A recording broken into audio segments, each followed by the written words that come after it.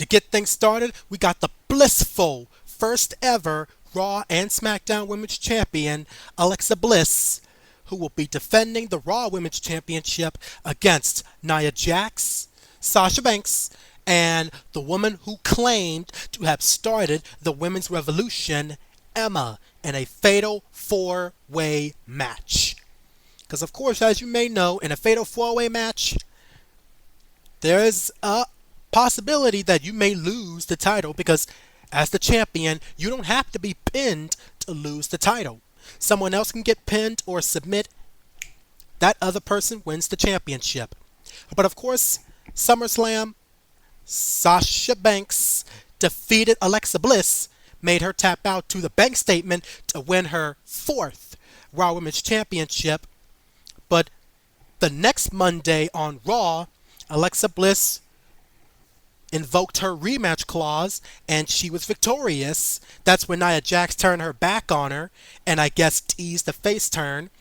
And then Alexa Bliss and Sasha Banks teamed up to take on Nia Jax and Emma, with Kurt Angle issuing the stipulation if Emma and Nia Jax won, which they did, they would be included in the match at No Mercy, making it a fatal four-way.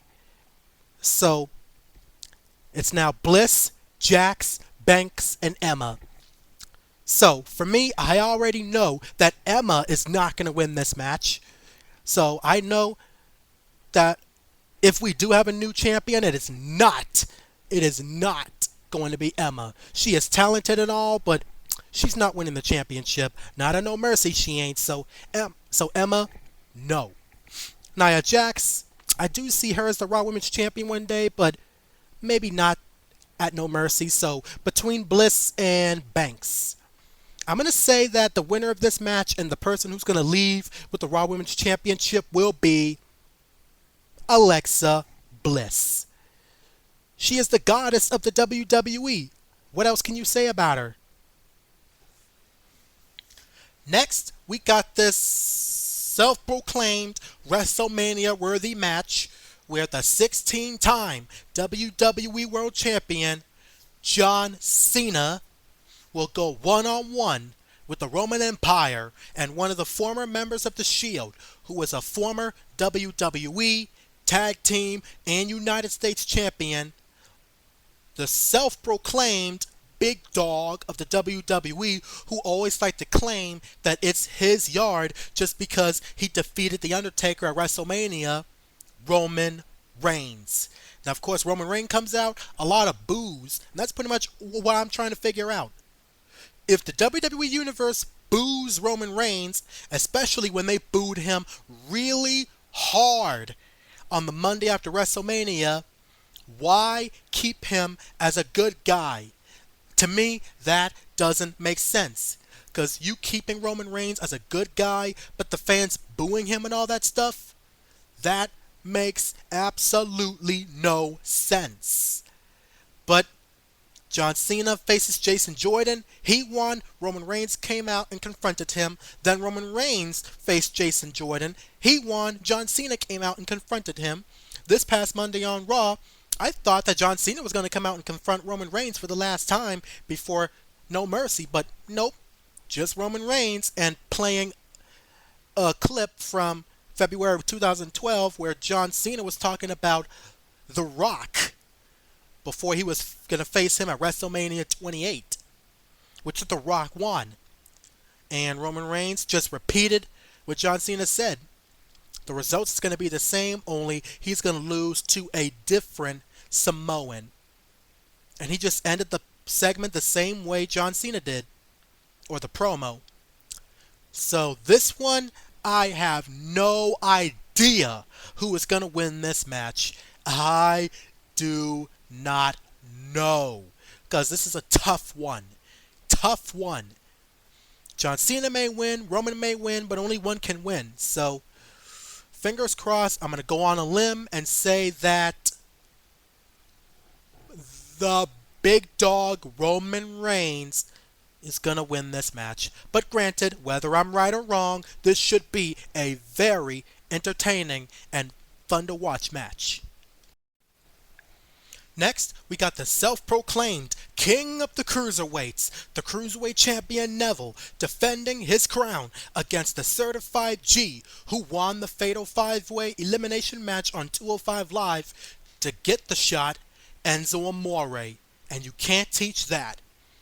Of course, this past Monday on Raw, we saw that Enzo Amore was saying something until he got interrupted by the man who will challenge Brock Lesnar for the Universal Championship this Sunday at No Mercy, the non-human monster among men, Braun Strowman. He came and just attacked him to send a message to the Beast. And then later, Neville came out and just hit him with a red arrow, even though he was already unconscious and couldn't defend himself. So Enzo Amore gets his first shot at the Cruiserweight Championship.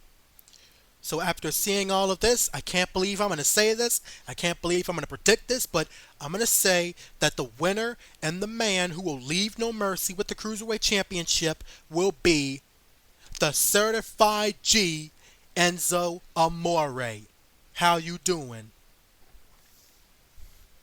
Next, we got the Raw Tag Team Champions, the Kingslayer, Seth freaking Rollins, and the Lunatic Fringe, one of the longest reigning United States champions in WWE history, Dean Ambrose, who defends against the former champs, Sheamus and Cesaro, the Swiss Superman and the Celtic Warrior.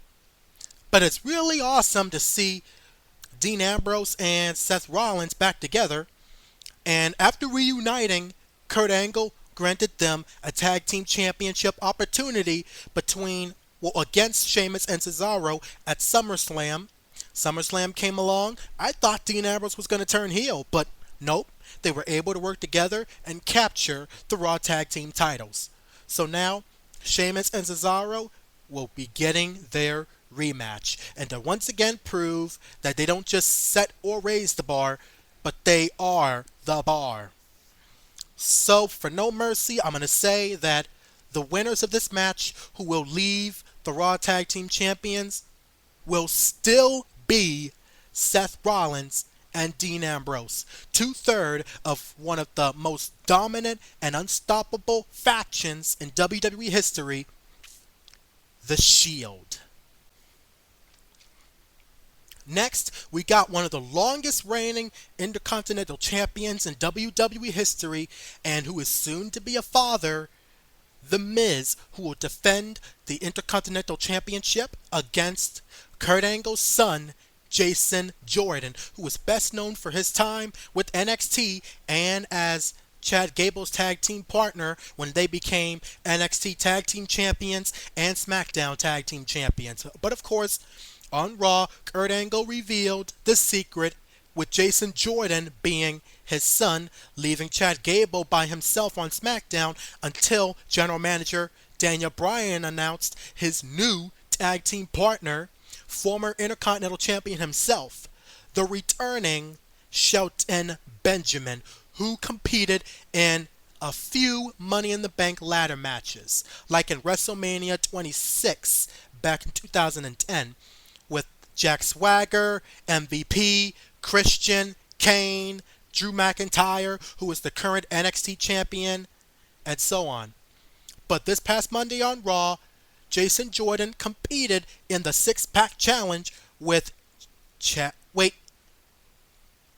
the Hardy Boys, Matt and Jeff, Elias, who I knew for a fact wasn't going to win, him as Intercontinental Champion. Right now, no.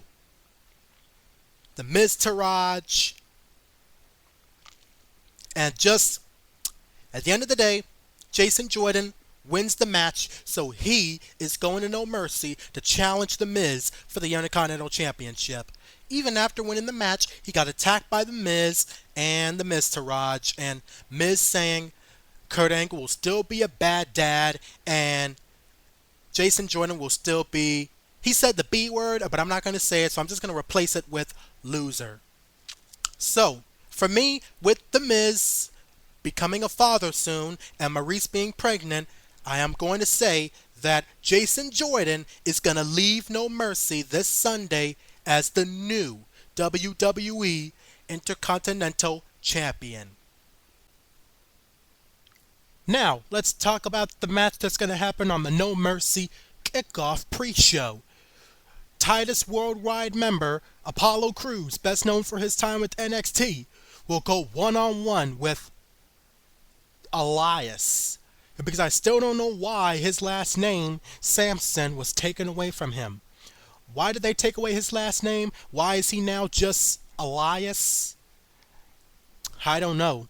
But still, this match, Apollo Crews, Elias. Yeah, because again, in that match this past Monday on Raw to determine the new #1 contender for the Miz's Intercontinental Championship, I knew firsthand Elias was not going to win because I don't see Elias as a champion right now. Not right now.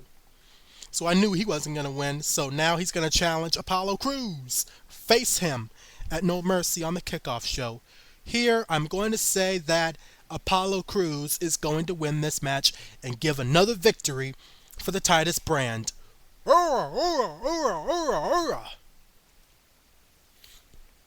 Next up, Beast versus Monster.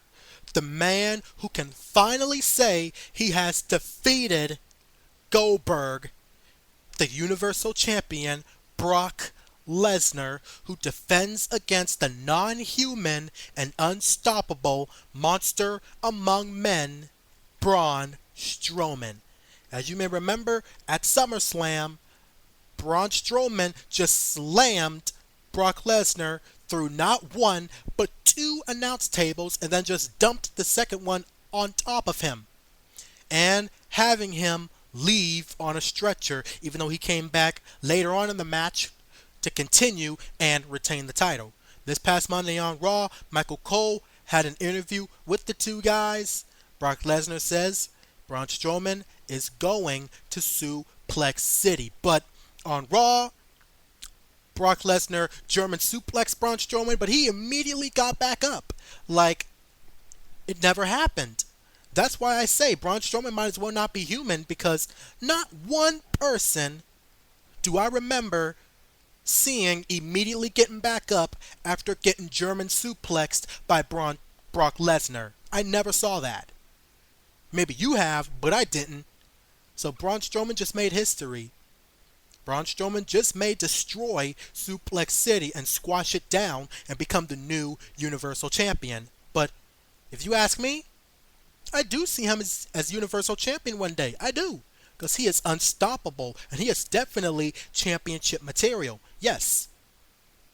But, and that is a big but, I don't think Braun Strowman is going to be the guy to do it. So, I'm sorry, Braun Strowman, you are unstoppable, but I'm going to say that at No Mercy this Sunday, the Beast Incarnate, the reigning, defending, undisputed Universal Champion, Brock Lesnar, will leave as still the Universal Champion.